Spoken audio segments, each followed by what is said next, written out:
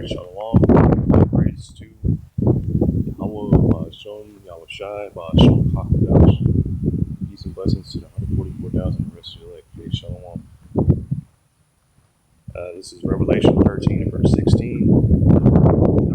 And he caused the law, small and great, free and bonds to receive a mark in their right hand or in their foreheads, and that no man might buy or sell save he that had the mark, or the name of the beast, or the number of his name. And if you're paying attention, just the things going on around the world, listening to listen the Apostle Tahar, the Elder Apostle Tahar, the Great Millstone did, I think it was last week. Might have been last week, might have been the week before, going into the Kenya's digital ID and how they were gonna, what they were implementing. The idea of implementing newborns. He mentioned, the CM, which this touches on, but it doesn't mention exactly.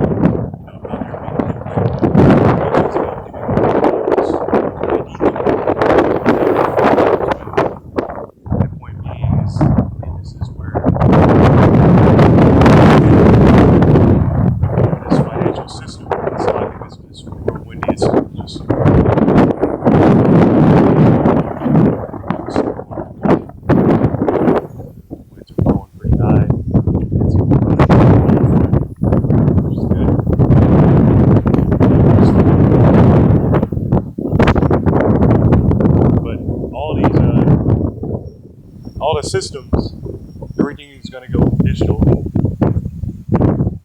Once the lights turn off and turn back on, this new system, this NWO, New World Order, this B system is going to be fully implemented, and it's going to be digital. And in order to survive in this system, you're going to need a mark. Here you see this word for mark. It's a G5480 charagma. And it says a stamp and imprinted mark. This is going to be your badge of servitude, your ID in this new system. It's going to become in the form of an RFID chip.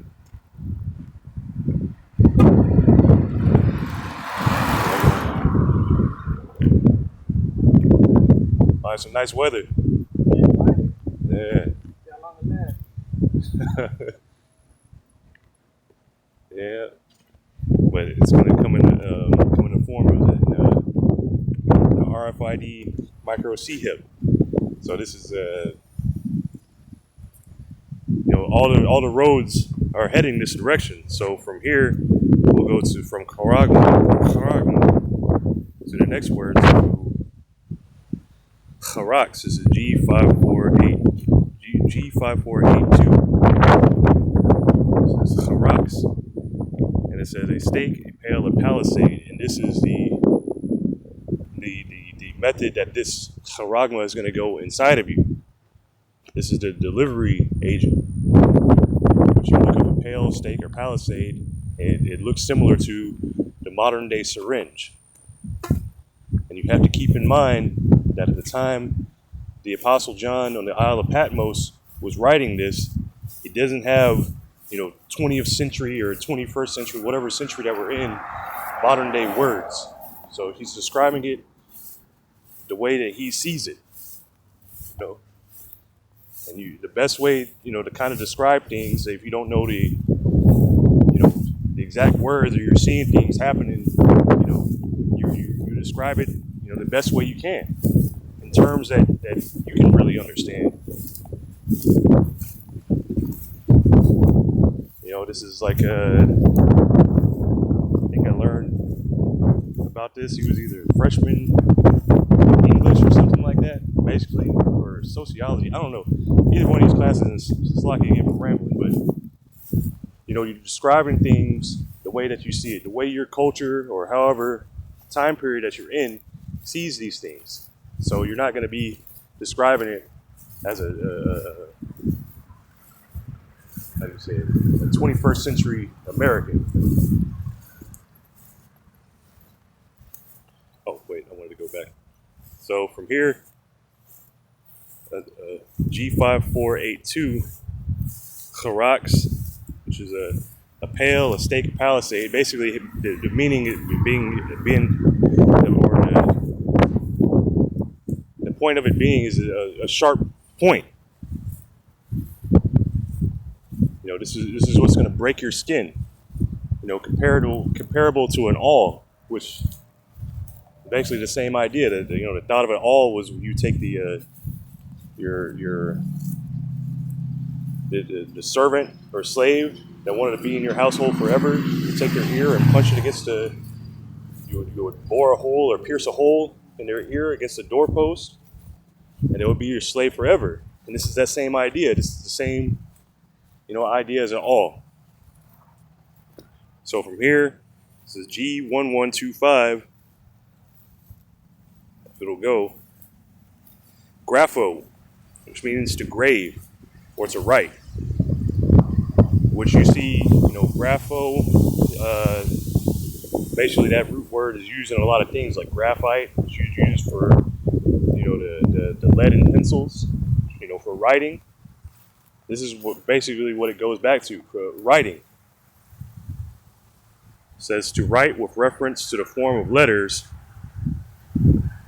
to delineate or form letters on a tablet, parchment, paper, or other material.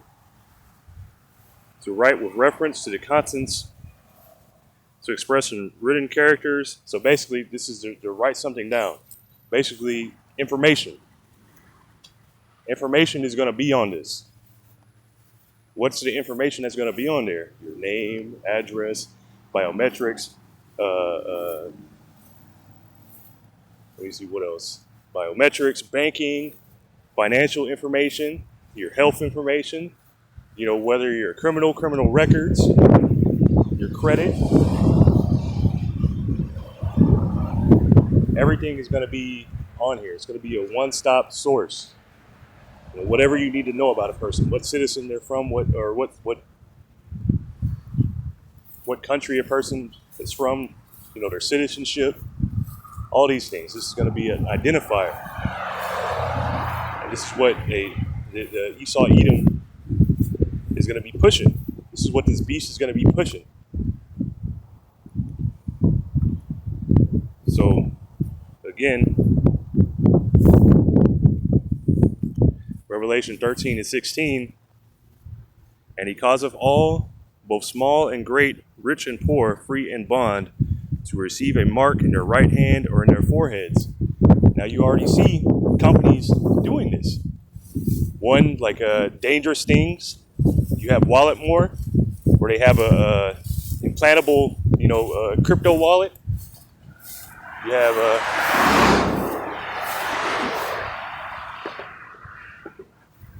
You have Neuralink, and you have so many different companies out there that are running with this, biohacking, crypto, implantable wallet, miracle things. Implantable miracles. You have many companies that have implants that are giving people sight again, helping people to walk, helping people to speak that were unable to speak. These things are out there. This isn't, a fiction. But this is all leading to this point. That in this society, you're not going to be able to survive here without this. You're not going to be able to participate in this society without this. So again, Revelation 13 and verse 16, and he causeth all, both small and great, rich and poor, free and bond, to receive a mark in their right hand or in their foreheads, and that no man might buy or sell save he that had the mark, or the name of the beast, or the number of his name. So you're not going to be able to buy or sell. This entire society is based off that, built on that, buying and selling. So from here, I'm going to go to this article. This is from citizenshipRightsAfrica.org. It says Citizenship Rights in Africa Initiative. Which, anyway, the article is titled Kenya Digital ID Rollout on Course. P.S. I'm not sure exactly, but anyway, this is published back in May of 2024. And it says Kenyans have been assured that Kenyans have been assured that their data is safe as the government moves to introduce a third generation ID card. Immigration and Citizen Services Cabinet Secretary Julius Bittock said that the government is complying with the regulations and legal frameworks required to ensure that Wananchi's data is safe and secure. So this is in Kenya, and I think I'm not sure if the riots are still going on, but back I think they started in July. They had riots, and they were rioting over their taxes and whatnot. But this is where you're going to see wars and riots and uprisings all around the world, and this is one place where this digital ID is rising up. Speaking today during the Network of Africa Data Protection Authorities conference, Deliberation on Digital ID and the Role of Data Protection Authorities in Africa, the PS said that the government has been able to conduct more than 10 data impact protection assessment for the digital ID with the support of the Office Data Commissioners. So they're running tests, which could be BS or whatever. They're running tests to say that, this is secure. This is okay. Let's go ahead and do this because, hey, this devil knows that he has a short time, so he's going to get it out by any means necessary. Whether the tests come out, true, false, whatever, this is what he's going to do. We are not doing anything against the law. We are doing everything possible to ensure that we stick to the law as far as ensuring that this data is protected. But anyway, Professor Bittock explained that the government is in the process of rolling out digital ID for all Kenyans, transitioning from the old generation ID to the third generation ID, confirming that no one will be discriminated on the account of not being able to acquire one. So this prompted the question: what is I never heard this term before. Before reading this article, second and third generation IDs, and when I typed it into Google, I couldn't find anything, so I went to ChatGPT. So here in ChatGPT, I asked it,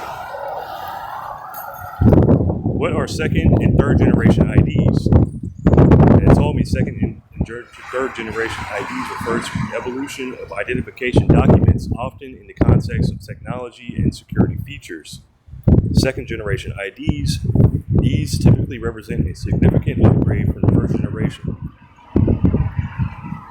They often include machine-readable features like barcodes, magnetic stripes, or embedded chips, which store personal information digitally. The focus is usually on enhancing security, making it harder to forge or tamper with the ID. So, like these IDs that we have now, I think especially here in Texas, we have these things called real IDs, which is basically an upgrade from the old IDs. They have a magnetic strip, they have like a hologram, they have other things in them. I think they might even have I don't think they have a chip in it. But it's basically, an upgrade from the old style IDs.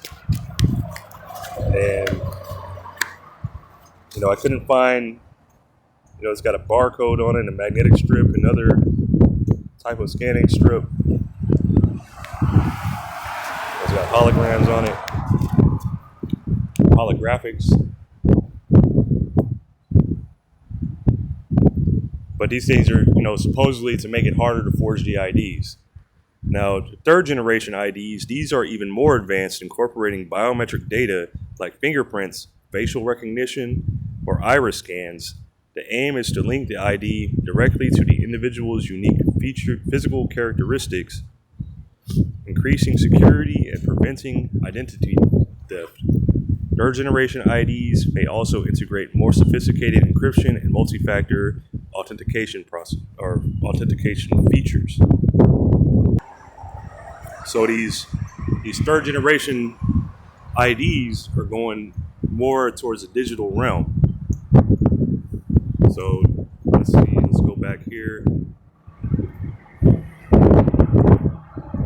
Professor Bitok explained that the digital government is in the process of rolling out digital ID for all Kenyans, transitioning from the old generation ID to the third generation ID, confirming that no one will be discriminated on the account of not being able to acquire one. I want to assure the country that we are putting mechanisms to ensure that we have a smooth transition from the old generation ID to the digital ID, which is the third generation ID, and that no one. Hey, how you doing? All right. Again, to listen to this repetition here, they're assuring that this is safe, that no one's going to be discriminated against, and this is a similar thing that's said in Revelation 13, that because of all, both small and great, rich and poor, meaning, hey, look into that, all, this system isn't going to discriminate unless you don't have that mark. So it's going to be all inclusive to everybody unless you don't have this. So it says, I want to assure the country that we are putting mechanisms to ensure that we have a smooth transition from the old generation ID to the digital ID, which is where everything is going. Everything is going to be moving to a digital system.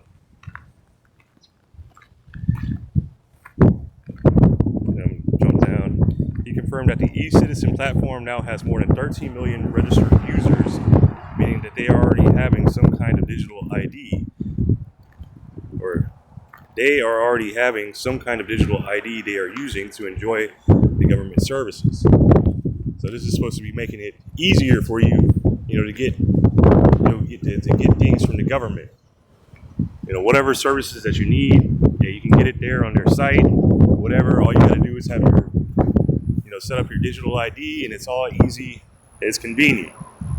That's another thing for this system. It's going to be convenient.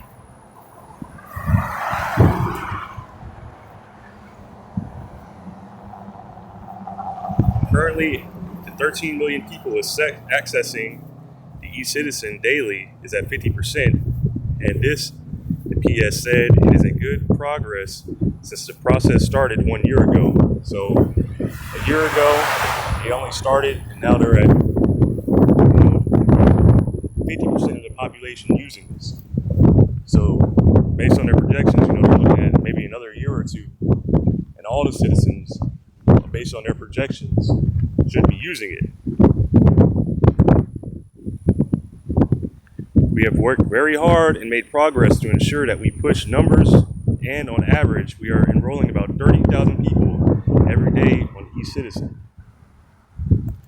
And when looking at the entire population of 32 million adults, we are halfway, and hoping within 1 year, one year to 2 years, we should have everybody having a digital ID, said the PS. So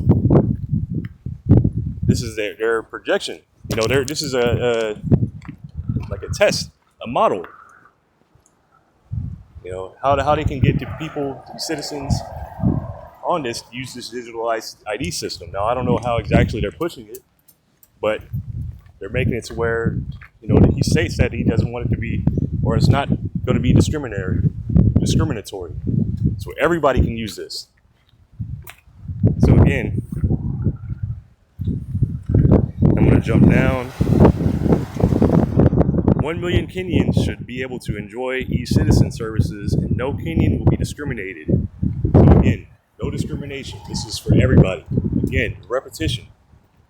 When somebody's repeating themselves, you got to think to yourself, what's the, there's some significance. There's got to be something. Why does he keep repeating himself? And this is part of this, this beast system that's coming. This is a non-discriminatory system. If you look at everything that all these people around the world are saying, especially here in Babylon the Great, they want to be, it's all inclusive. Inclusivity. Inclusive. Meaning everybody is included in this. And what does it say in Revelation 13 and 16? He calls it all. Like, all inclusive. Everybody is going to be included in the system. Some way or another. This is the whole world. 1 million Kenyans should be able to enjoy e-citizen services.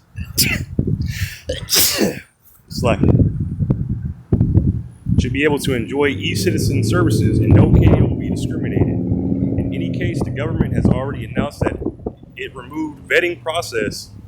So the vetting process, whatever they had there in Kenya, and they removed it.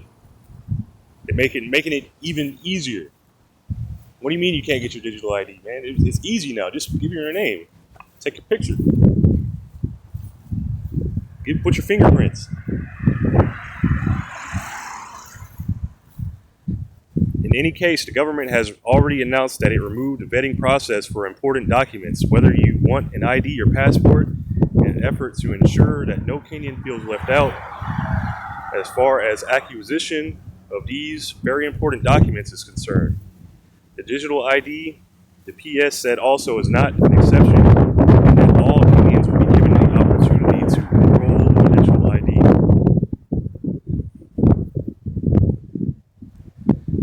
So, to put into context, BitTalk explained that there are 4 products in the digital ID ecosystem dubbed Maisha ecosystem.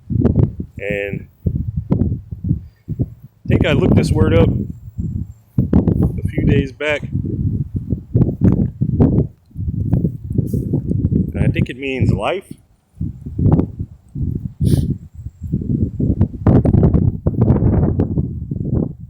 Yeah, that's right.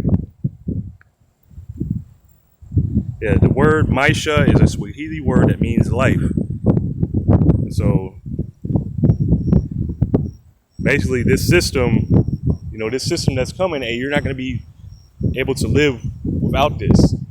Once this is fully implemented around the world, but this here, is a model.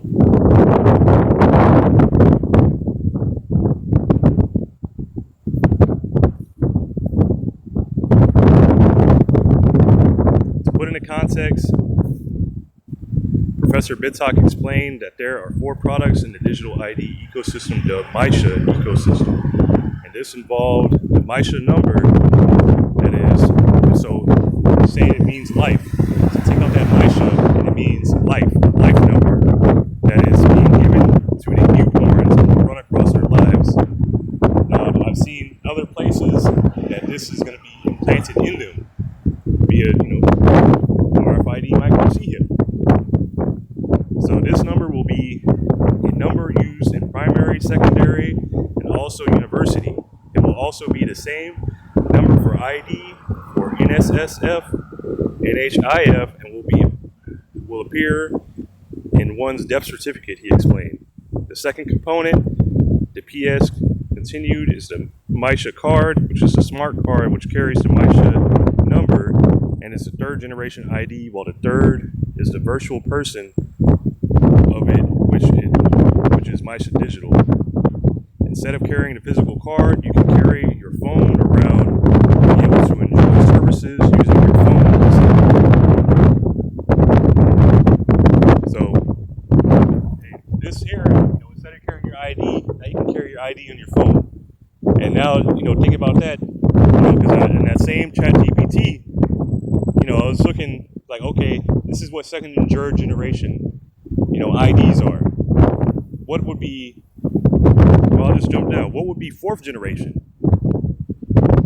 So the 4th generation IDs would likely represent a further advancement in identification technology, integrating cutting-edge innovations to enhance security, convenience, and interoperability. Possible features of 4th generation IDs could include advanced biometric integration, Beyond fingerprints or facial recognition, fourth generation IDs could incorporate multiple biometric markers simultaneously, such as DNA profiling or real-time behavior biometrics. And these CHIPs are going to do more. They're going to record your vitals. They're going to record everything about you. Like in a lesson I did a few weeks back, going into these implants, they would be able to modify your behavior. And the same thing like that guy that had a dream that everybody that took these implants, they all became different. They were all changed. So blockchain technology, AI and machine learning, seamless global interoperability. These IDs might be designed to work across borders with standardized protocols, enabling seamless verification and use in any country or system worldwide. So this is an Esau's Beast system. This is going to be a worldwide thing. The NWO, this is going to be a one world government. Now you're going to be able to travel anywhere in the world if you have this ID system or ID in this implant.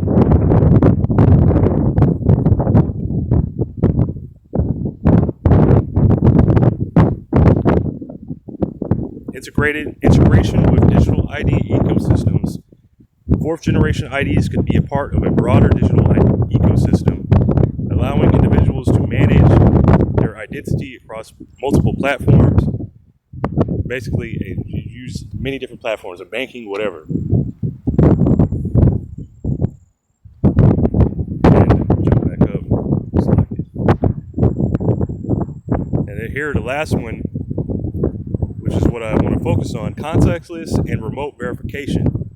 With advancements in technology, fourth generation IDs could support remote verification methods, allowing for secure identification without physical contact or presence. Now, I did a Google search on this, and it's kind of hard.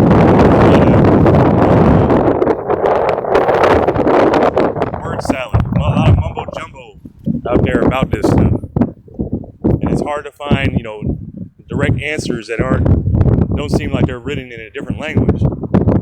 So once again, I asked, the GPT about this. Contactless and remote verification are key features likely to be emphasized in fourth generation IDs, focusing on convenience, security, and adaptability in various situations. Here's what these terms mean in the context of advanced ID systems. So contact verification definition. This involves verifying a person's identity without the need for physical contact, ID card, or reader. Examples: NFC, near-field communication. This is what they use pretty much in the UK and overseas. Similar to how contactless payments work, an ID could be verified by simply bringing it close to a reader without physical contact. RFID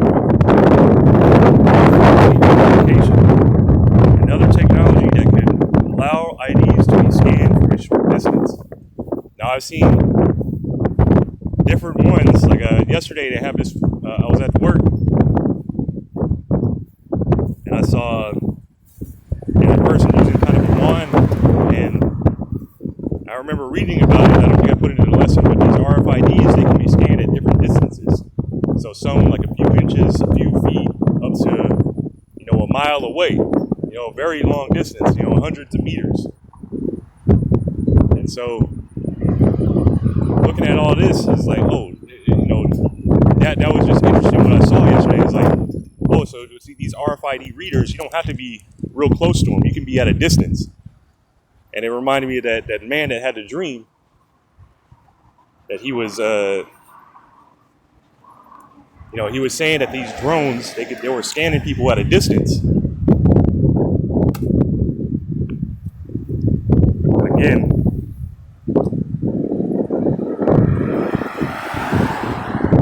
biometric scanning, contactless biometrics like facial recognition, iris scans, or voice recognition could be verified an individual without them having to touch any device. So this RFID, they can have all these things stored in it. You know, all your biometric information, fingerprints, your iris, to your voice recording. You know, it's going to have all these things. You know, to bring up your identification. Remote verification, and I'm just going to skip past this. This is potential uses for travel. Remote verification could allow travelers to clear security checks or border controlled processes, arriving at an airport, banking, opening accounts, signing contracts, or accessing services securely without the need to visit a branch. Patients could securely verify their identity for telehealth services or remote consultations. These features in fourth generation IDs aim to make identification efficient, secure, and adaptable to a range of scenarios, especially in a world where digital interaction is becoming increasingly prevalent. So,